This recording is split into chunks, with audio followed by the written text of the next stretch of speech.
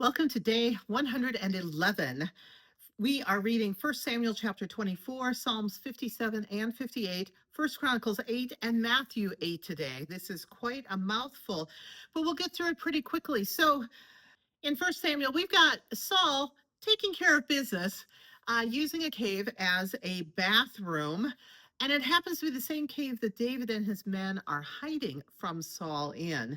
So David shows that he is loyal to God's anointed one, and he declines the opportunity to kill Saul in his moment of weakness. After Saul leaves, David has cut off a piece of Saul's clothing. So when Saul leaves, David taunts him and says, "Nah, nah, nah, nah, nah. I was this close to you. I could have killed you, but I respect you. I am loyal to you. I am obedient to you. Will you please stop chasing me? Will you please stop trying to kill me?" Saul repents. David promises not to kill Saul's family after Saul dies, which is often something that happens. The successor king kills the rest of the family to make sure no one competes for the throne. So David says he's not going to do that. David shows compassion for the goodness in Saul, even though Saul has been compromised by mental health issues and perhaps other types of corruption and temptation in his life. So it's just interesting reading through here. Sometimes the stories of David seem like a giant soap opera, but it is so often that David shows and acts out the heart of God that God acknowledged that David had. That was the reason that God decided to anoint David to be the next king of God's people. So David is smart in battle, he is charismatic, and he brings people together, even the people who are outcasts and misfits, brings them together into a viable fighting force. And he is loyal and obedient and compassionate, even to the people that are trying to harm him. At least at this point in David's life, I think there's a lot for us to learn from David. Now, Psalm 57 and 58. 57 is a beautiful poem to God. It has lovely words and rhythm.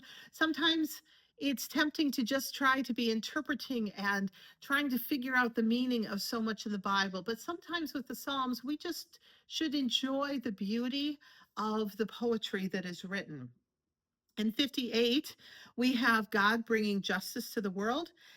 It sounds like a lot of the problems they have back then are the same problems we are facing today. The technology, the culture might be different, but the core problems are so much the same. But Psalm 58 reminds us that God has rules for justice and holiness, and that there will be judgment in the end. First Chronicles 8, we get the family tree of Benjamin. We're still going through this big long list of people that is grounding the books of Chronicles, so that once we get into some of the other information, we remember who are the people involved, that this isn't just some vague history. These are the actual families that are involved. Now, Matthew 8, we have Jesus healing a leper. Now, leprosy is a disease we still have in the world today. It's called Hansen's disease these days, and we do have a cure for it. So people no longer have to live on the edge of town or live in quarantined areas because of this highly contagious disease. We do have good treatments for it. So what Jesus says to the leper is, let your body be your witness. Don't use words. Show that you are healed simply by walking and being inspected by the priest to clarify that you have been, or to verify that your skin has been healed of this infectious disease, and you can now take part in the life of the community again. So one of the things I think about from this very first section of the Matthew reading is, are there times that words fail us? Are there times that we need to let our actions do the speaking and rely less on our words? I think in this day and age, it's really easy with TikTok and YouTube and so many other things to make it all about the words. And I think here is an interesting moment where Jesus is like, no, keep your mouth shut. Just go about your daily life, and people are going to see what Jesus has done. Now we have several healings here. We've got a Roman captain who wants healing for a servant. He doesn't want to bother Jesus. He is a leader himself, and he knows how valuable his time is. And so he's like, Jesus, you don't need to come all the way. I trust you. I believe in you. Just say the word, and I know that my servant far away will be healed. So I love the faith that this Roman centurion, this Gentile, this pagan, is displaying in who Jesus is. He absolutely believes that Jesus has the power to heal his servant from afar. And I think Jesus is really impressed that someone outside of the Jewish tradition already gets it, already understands who Jesus is, and already believes. Then we've got Peter's mother in law is healed. Now, we don't talk about this much, but Peter's married. I think a lot of the times we think about the apostles being younger and single and not having earthly connections, but all of these people had families. Now, maybe some of them, we know that they were really like teenagers and they weren't married yet and they didn't have wives and children, but some of them, like Peter, were older, and Peter is clearly married, which means he most likely had children as well. So I think sometimes when we think about the life of the disciples and the choices they're making to be with Jesus and learn from Jesus and learn to become like Jesus, they are doing it within the context of their normal daily lives. Peter has to provide for his wife and his family.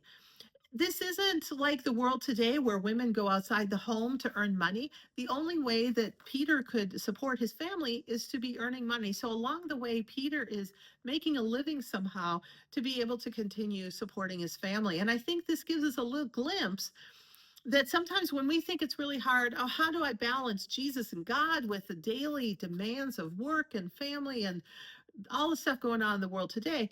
The disciples also had to work through this. Uh, Then we have this follower who says, yeah, I can't come right now, Jesus. I've got to go to a funeral. And we've got someone who's like, I don't want to rough it. I want to have some nice place to sleep every night, know where I'm going to sleep every night. These people end up deciding not to follow Jesus because they're not ready to give up some of the comforts that they have, make some of the small sacrifices in life. And there are still people today who are making some of these types of decisions to set aside some level of comfort. Mother Teresa was a great example of how she started a whole group of people who provided care to people who were ignored by everyone else. And along the way, these people gave up most of their earthly goods. They had a simple place to sleep at night. They had enough food for themselves. They had one or two sets of clothes, but they focused on being able to care for the people that Jesus had given them to care for. Last summer, a bunch of people from our church went to Holden Village, which is a retreat center in the Cascade Mountains of Washington State. It's off the grid. There's no Wi-Fi. There's no internet service for the guests there. There is some for the staff. There's no cell phone coverage. They are off the grid. They use a little mountain stream to generate some hydroelectric power to run the camp, but they are creating a space where people can come and reconnect with God and restore their spirit.